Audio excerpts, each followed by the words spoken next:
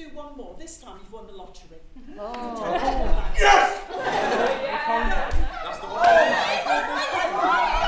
Hi, I'm Rob Beck. I am the brains behind LGBTQTeeHee. And I'm Anthony, and I'm the beauty behind LGBTQTeeHee. You're here, it's our final session of a 10-week programme. We are rehearsing our sets, and next week we'll be at the BEDLAM showcase, Arts and Mental Health showcase, with our participants, and they'll be performing 5 minutes of brand new comedy material. Hello, I'm Dan Hagley. I'm a writer and comedy performer. And my name's Ali Belbin, and I'm an actor and director and drama worker. I've been working with the group for some weeks, helping them to create their pieces as a comedy performer who's created work based on lived experience professionally. For many years, I've just come in a kind of mentoring role, sharing my experience, sharing ideas, what it's like to be in the spotlight, sharing your story. Please welcome to stage, Ben!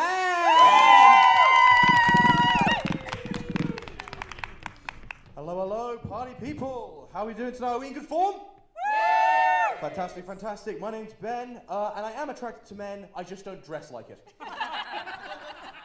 I've always had an interest in stand-up, and I very recently came out, I came out like 6 months ago. And so having like this big group of people who are both queer, who also are trying to get into stand-up, that was just a great big like melting pot for me, and I really wanted to be a part of that. I really love getting involved with comedy and stuff, but the first time I tried it, I did it basically with a bunch of straight people. And I wanted to do comedy that's about being queer with queer people and get a sense of community from it, because I wanted people to get my jokes while I'm writing them. So really the aim of the project for us was to help people feel like the superhero that they absolutely are. So I think between us we've helped cultivate a sense of self-esteem and self-belief, and really give our participants a chance to shine, both within the sessions and hopefully on stage as well when you come and see the showcase. I was struggling a lot with anxiety, and I wasn't in the best place, but just getting to actually talk to people, getting to know new people, and it's such a supportive and encouraging group. Everybody's building everybody else up, and you can tell that every bit of advice is coming from, this is how I think you can make your set even better and do the best version that you can do, and it's really I feel a lot more resilient and a lot more confident in myself. Trying to get my boobs into a sports bra is very much like a game, Tetris if you like. Not only did I never see myself ever doing anything like this, there's so many people in the group who have also not been able to see themselves doing something like this. So for all of us to not only do this, but to do it well and together, has sort of made me go, well, if I can do this, what else is possible? And that includes things like maybe I can actually, improve my mental health. Maybe there is more hope out there for me. My mental health has gone on an absolute journey during this project. And I honestly think that if it wasn't for this project, it'd be in a worse place than it was. And I don't think I could have picked myself up off the floor as fast if it wasn't for that amazing bunch of people. Growing up with an animal hoarder does skew your sense of normal. Apparently it's not normal to close the curtains when you're having a roast, in case the ducks get nervous. Getting to talk with established comedians and getting feedback on what we can do better, where our strengths are, and just everybody being celebrated for their own way of doing comedy.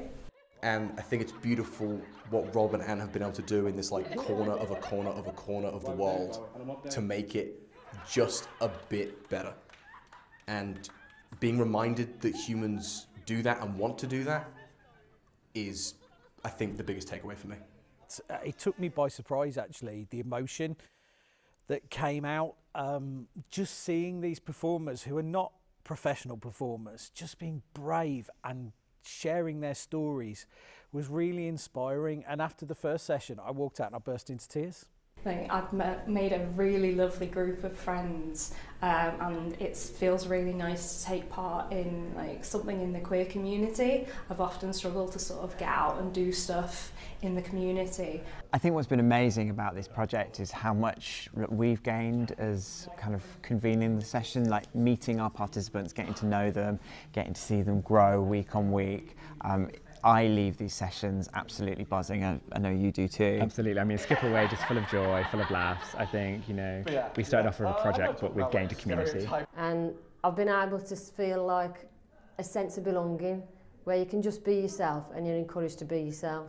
And I mean, it's really important for a city like Birmingham that is so diverse, that this aspect of diversity, this community is absolutely included in that, and that we hear their stories, because we don't hear them enough.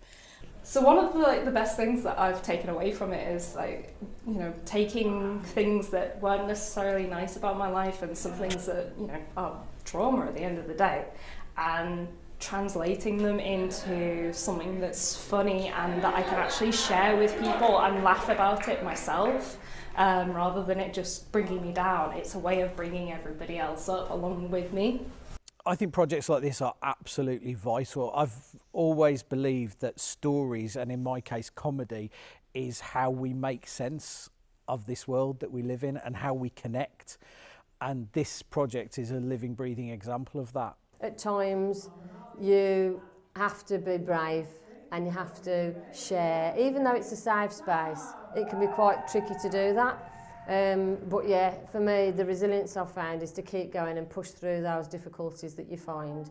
And I think the main thing is because it's a safe space, I felt able to do that. I used to do a lot of things on the stage and I kind of forgotten how much I enjoyed it, and that it's okay to be the centre of attention and to take up space and to be loud and to be myself in the biggest, boldest way possible. I mean, you heard there at the end somebody talking about how sort of other stuff he'd done in terms of support for his situation hadn't worked as well as coming and doing an artistic activity, being creative. And we know creative arts works where other things don't work. I think, when times are like this, we all could do with a laugh. But no, more importantly, for our participants especially, and the queer community more broadly, we need a place to feel visible, to feel seen, but to be able to express ourselves in a safe place and in a safe way that's both fun and loving and just about a laugh. I've gained new skills, I've gained a new confidence, and I've gained a lot of new coping mechanisms for dealing with my mental health struggles. From a mental health perspective, it's really, really important to have projects like this so that people can come together, they have a sense of community, and they help build better resilience. I think it's great to see our participants grow week on week and to feel good about themselves, and we need more projects like this. We just want to say a massive thank you to the Birmingham Rep, to the Birmingham LGBT Centre, and for the Inclusive Communities Fund for making all of this possible. And last but not least, a huge thank you to our participants for making this possible, and for all you lovely people for coming and watching and supporting us. It was funny, wasn't it? That was quite comical.